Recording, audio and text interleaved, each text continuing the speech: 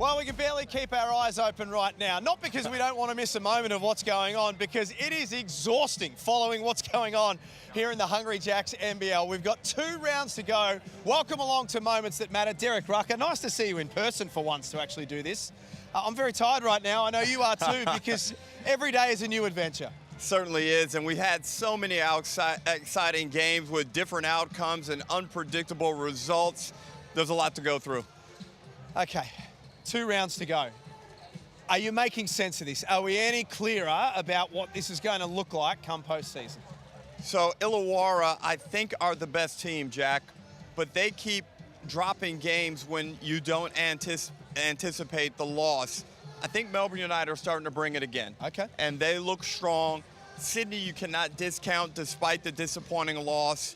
Southeast Melbourne, they've experienced a punch in the face, but they responded decently.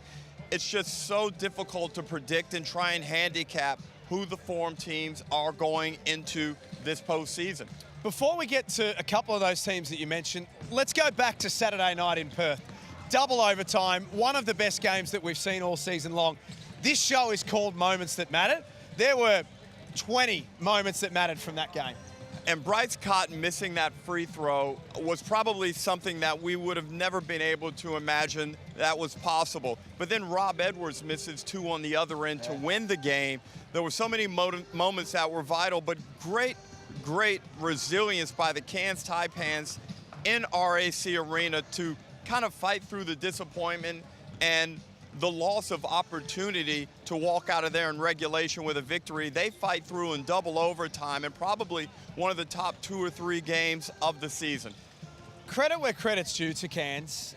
They fought this one out until the end. A lot of teams have been hit with the injury stick, and we saw one today with the Brisbane Bullets. But, I mean, the Taipans have just continued to find ways to stay involved. They lead the summer shootout, and their last 2 scalps have been Illawarra and Perth. Well, it's kind of symbolic of their coach, Adam Ford, and his personality. He's a fighter, he's a pit bull, he's a warrior, and you've seen his team continually step up to the plate and get it done. And Rob Edwards, credit to him too, Jack. Yep. He hasn't had a great season, but he's shown enough potential to think that he could be a really good import in the NBL for some years to come. What about the Wildcats? I mean, it's a tough one to lose double OT. They certainly didn't disgrace themselves. Far from it, but, and there is a but, they would have loved to have banked all of these games on their home floor, given that they had such a stretch of games away. Well, to their disappointment, they've actually proven me wrong. I thought they were going to win the majority of these games going down the stretch, but they've now dropped 2 in a row in front of the Red Army, and the Melbourne United one, you could semi-live with that result. Melbourne United are a championship-level team, but the Cairns Taipans one is the one that could come back to bite them. I had them locked in for the number 2 spot going into the postseason, but now that's in real jeopardy. The big question for me out of last night, when we eventually got to bed from watching it, yes, they've got Bryce, and he had 38. He was exceptional. Keanu Pinder played one of his best games of the season. Christian Doolittle was solid as well.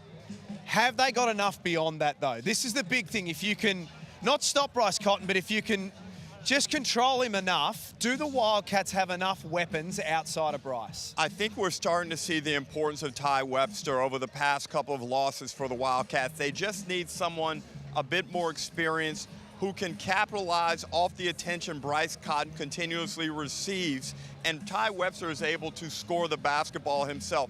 He runs the offense pretty well, and his size on the defensive end gives him a threat. And this isn't knocking Ben Henschel, but he's still a young player trying to work his way into the league, into professional basketball.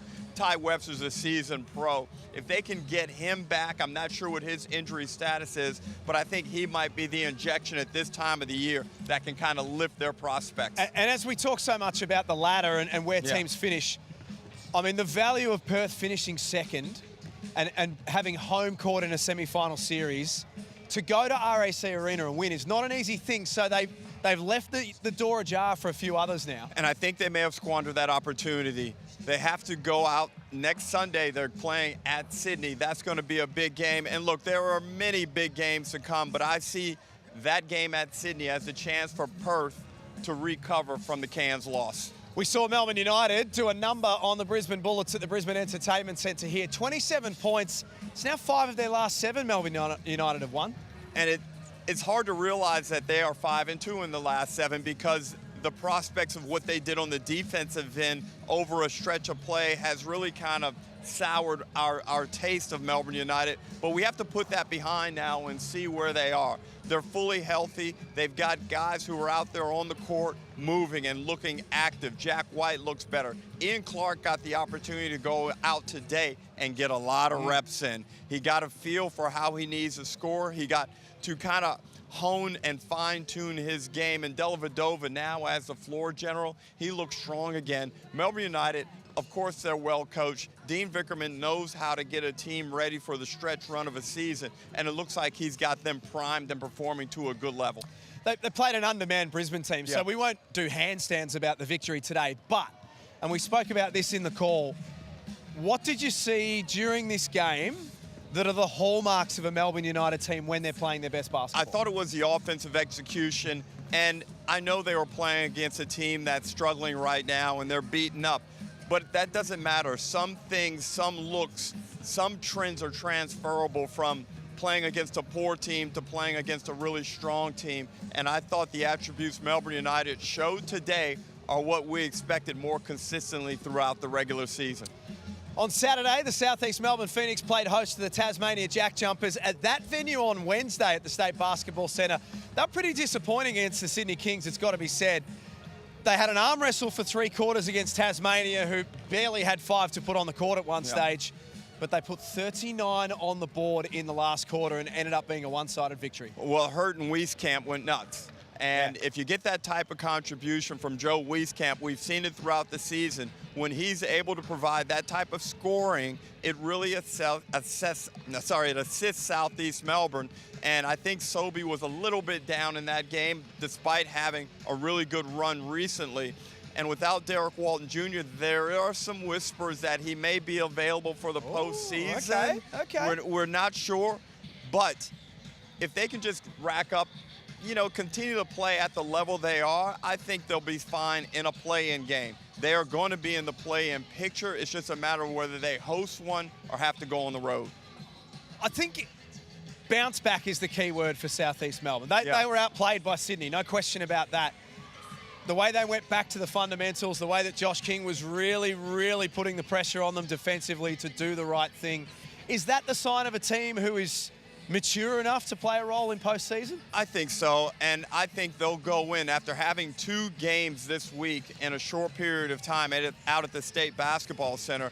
Now they can kind of refocus, repurpose themselves, and see what they need to do to kind of not drop a game against a top team like Sydney. And they've got a big one coming up down the stretch against Adelaide that could decide where, maybe 5th or 6th, I think, Jack. Yeah. Or it could be 3rd or 4th. Who knows, but man, this is so exciting. Like, I just can't wait for these games to continue to come. Sydney Kings have got to sort out Jalen Adams back. That's going to be their big priority, you would think, in the next few days, is to try and work out their star point guard and try and work out how they're going to help him get through the rest of the season. And also, they've got to find somebody else to provide a consistent offensive punch. In that game against Southeast Melbourne, Bull Quall came out early and was able to provide offensive scoring. But the other night against Adelaide, they weren't able to find someone to go along with Jalen Adams. 43 points is probably too many. That's twice now where Jalen's gone for 40+, but it's resulted in a Sydney Kings loss. There's a balance where he has to find scoring, but also somebody else has to step up for Sydney and try and score the basketball. Just on that game, and in full transparency, we are recording as Adelaide are playing New Zealand right now because of logistics reasons. We couldn't be together tomorrow. So let's talk about Adelaide and their win on Friday.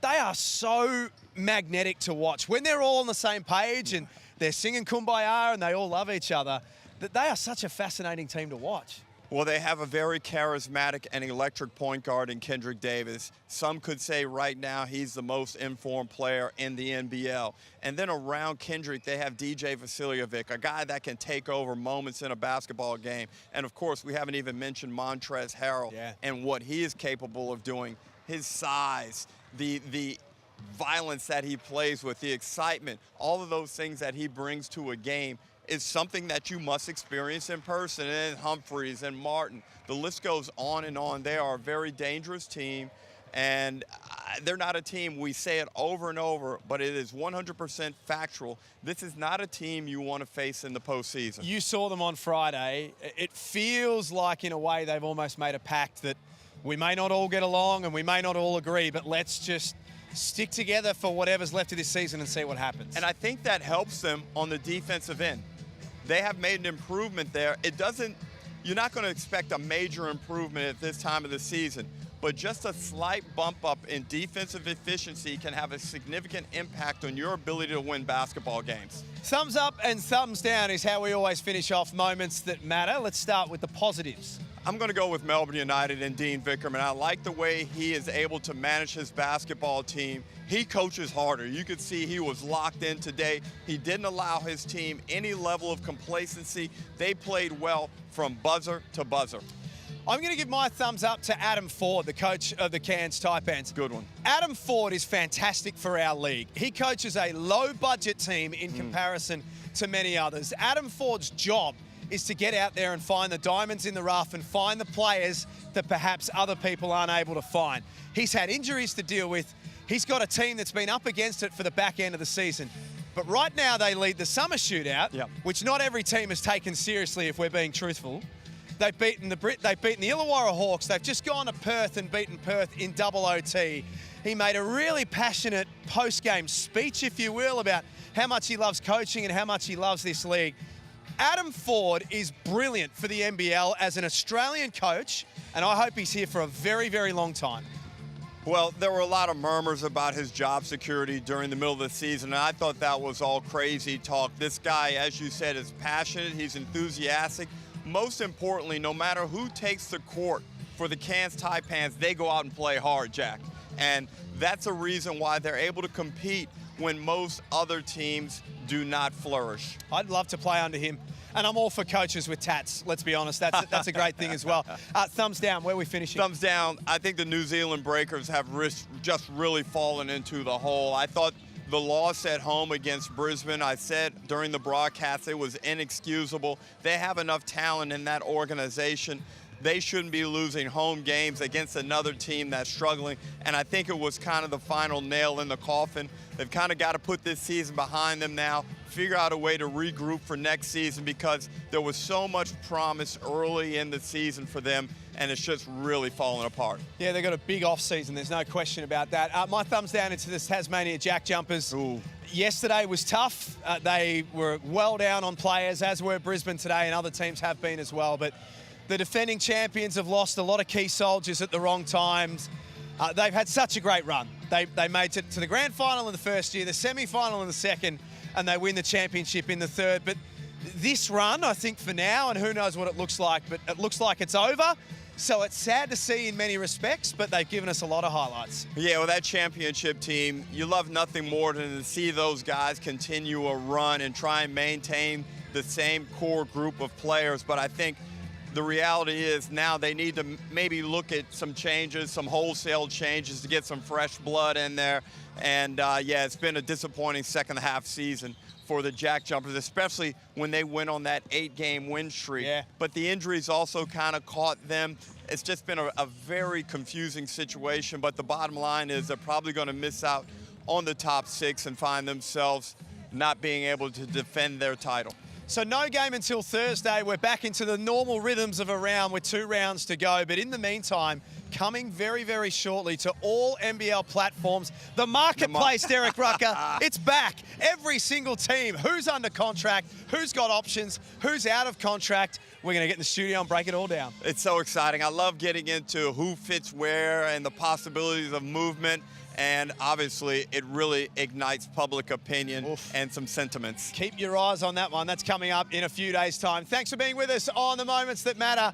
What a season we are having. Thanks for watching, and we'll catch you next time. It's